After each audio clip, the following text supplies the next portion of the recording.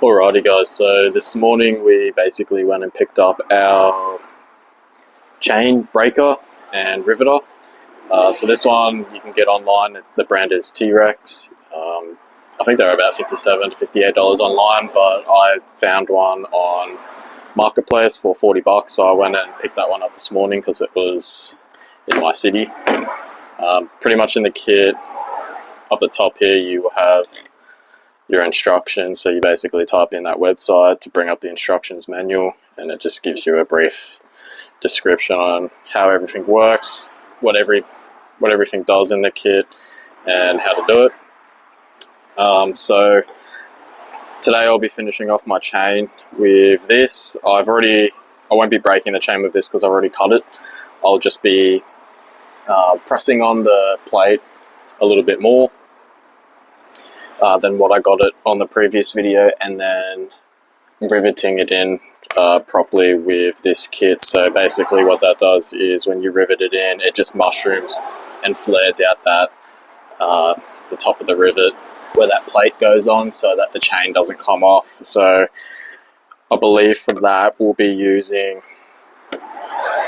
this. I'll be using this and the base part of the body to press on that plate a little bit more, and then after that I'll be using these two here. So one of them, as you can see, is indented inwards, has like its own concave. That'll go on the rear side where it's already riveted in from factory, and this part here will go into the new one. So it's got like a ball bearing there that goes inside of the chain pin, and it'll just press it and mushroom it out so that that pin doesn't back itself off while you're riding. And then pretty much what you use to break the pins is just what's in it here. You've got all different sizes, so you've got, this is just your little one here. I'll take it all the way out and pull it apart.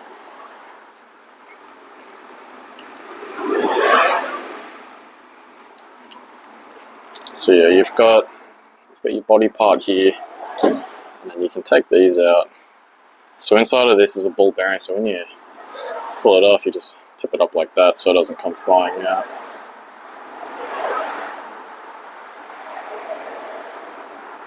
It's in here somewhere. Cool, so you got pretty much these. You got your spring. You got other ones here, so these are thicker, so it'll go this, and then that one, that one, and that one.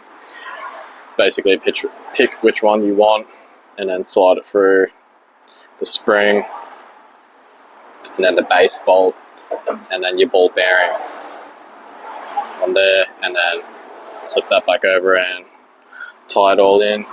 Today we're not using that because I've already cut my chain off and put it back on. I just need to get it pressed in a bit more because I couldn't do that with my multi-grips. It's just a little bit too difficult.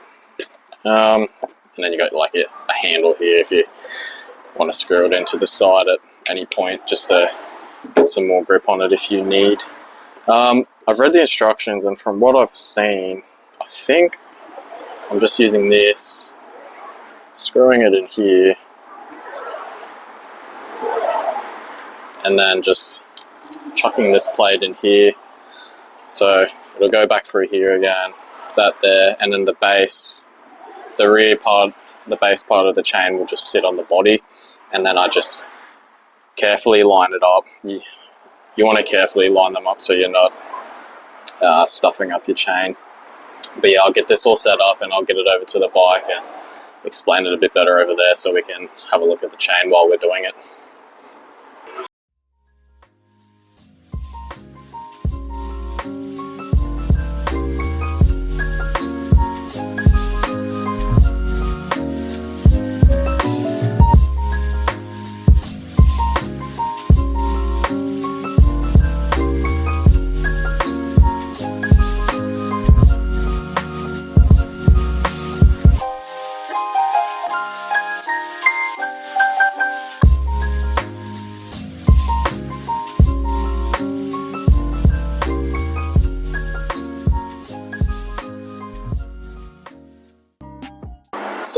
I had to drill this one out. This is a spare one because the original one here just wasn't screwing into the base. When I first got it and got it back home, it was going in, but now it's just binding up. And I tried cleaning it and everything, and it's just the thread's just a bit shit on it. All the other ones threaded in, bar this one, so I've just had to drill open the head of it so that I can get this plate to fit in, which now it does. So that is a bonus. I'll just clean that out a tiny bit more.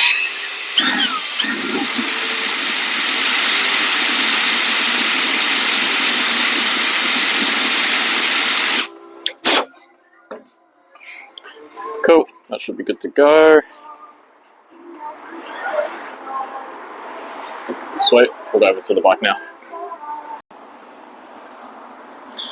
Alrighty, so we're over here at the chain where we've got the new link pin in here. So basically I just want to press that in more. When you're doing that, you just want to line this little part up here directly over these two. You don't want it misaligned, otherwise it's going to damage the head on that, and you don't want to do that. That could be bad because you would need a new chain afterwards, more than likely, or just a new link pin. So pretty much what you want to do is you want to press it in just enough. You don't want to crush in those O-rings behind there too much. You want it to be pressed in the same amount as the links above it and below it.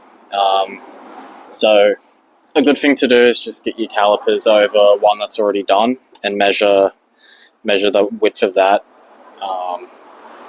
Pretty much just like that. Don't know if you can see it on camera, so yeah, like that. So you'd want to measure that, but my calipers aren't zeroing out, they're chucking a spaz, so I'm going to have to do it the good old-fashioned way with the ruler. So you just want to make sure you get the width of that and crush it down to the same, or press it down to the same. Once you've done that, another thing you need to measure too is these mushrooms here. So you want to get however much mil they are. They're about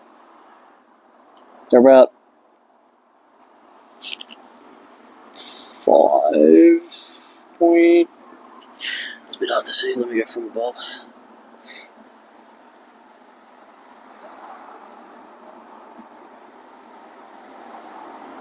It's 6 mil or so. So you want to crush it around the same-ish. I have seen something where they say to go a little more. I forgot the method for that, but I'm pretty sure it's, if it was like 5 mil, you'd want to go to about 5.2 mil. So it's only like an extra 0.2 mil on top of the on top of what these are. So you go a little extra than them. But yeah, I'm going to get all this lined up and see if I can get this happening. I've got my 14 mil and my 22 mil for these. I won't need this, I'll just need just the 22 to wind it in, but I'll just get in here and see if I can get it all lined up and looking good. The back part of this body will just sit on the back part of this link, and that just looks like these two here on the back, so it'll just hold on to that and press in. Alright, let's get this going.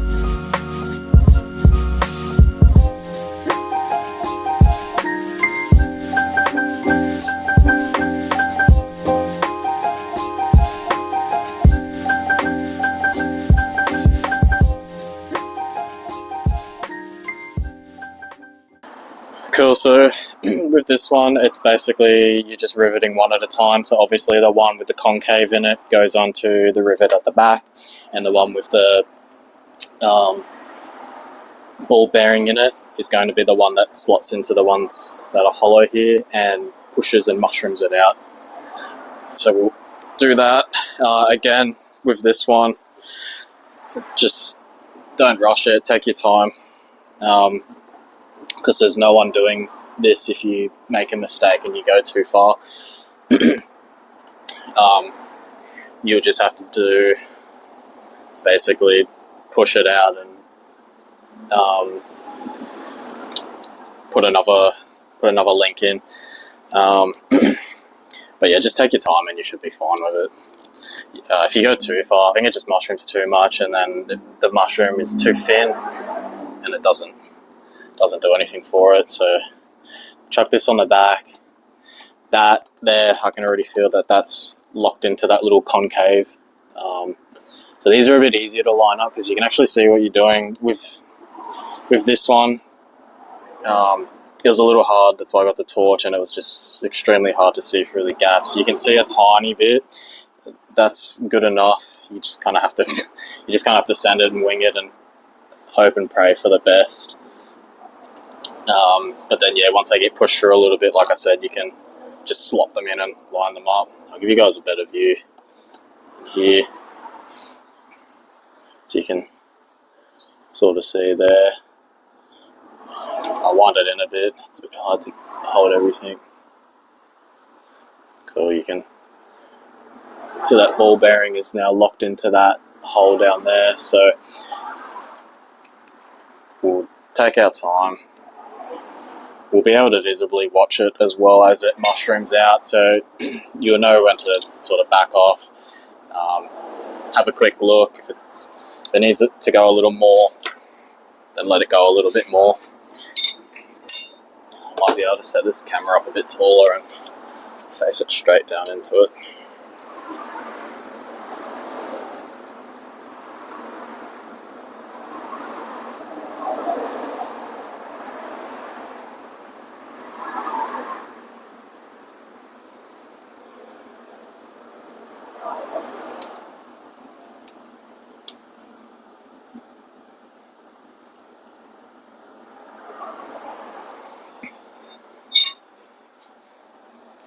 Not the best quality, but you might be able to see it starting to mushroom.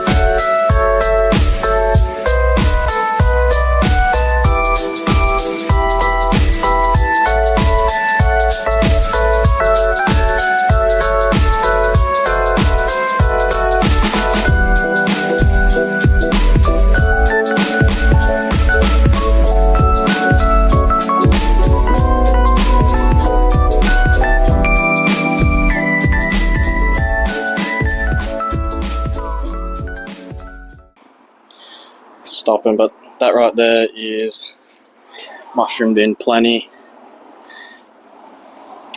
I've measured them up, it's roughly about 6.2. These are 6 mil, and yeah, these are roughly 6.2 now. We'll get another quick measure this way. That's still sitting at 22, so that right there is pretty bang on. Happy with that. So that basically concludes the chain. I've got this perfect amount of slack in it. I redone that today as well, just to make sure, but that is the chain concluded. Next will be brakes, or I think I might do the headlights next, maybe. Like get that all wired up and ready to go. But yeah, for $40, the T-Rex bike breaker, it's a 3-in-1, so it does everything. It breaks the chain, it pushes it, pushes the face plate back on, and rivets it. So brand new online, you can still get them for, I think it was $57.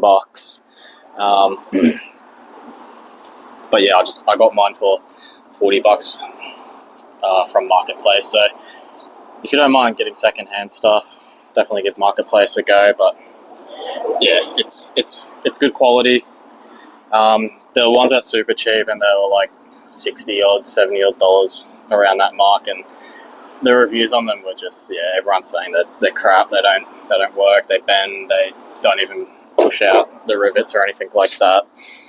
But yeah, these ones are good. You can, when you're holding it too, it's quite heavy. You can feel the quality. It's very durable.